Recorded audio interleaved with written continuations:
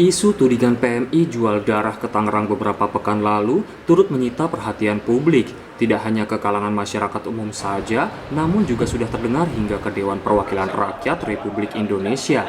M. Nasir Jamil, anggota DPR RI asal Aceh, turut menyayangkan beredar luasnya isu-isu tersebut.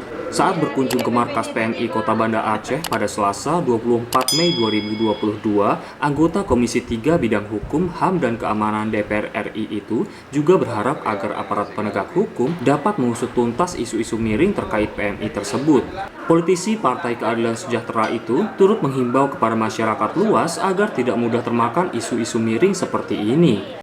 Diharapkan aparat kepolisian bisa bekerja dengan cepat, ya, sehingga kemudian isu-isu miring terkait dengan masalah ini bisa reda kembali, bisa normal kembali, dan kemudian masyarakat bisa kembali punya keinginan untuk mendonorkan darahnya. Sebab apapun ceritanya, masyarakat, orang-orang yang sakit membutuhkan donor darah dari kita semuanya.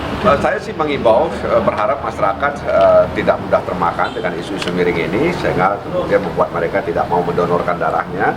Tetap saja kita mendonorkan darah, karena itu juga kalau dilihat aspek kesehatan juga berguna bagi tubuh pendonor. Secara sosial juga kita bisa meringankan beban orang lain, ya.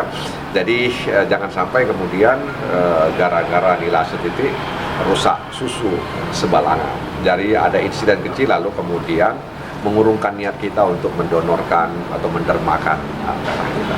Dari Banda Aceh, Ahmad Nursalam, Nukilan ID.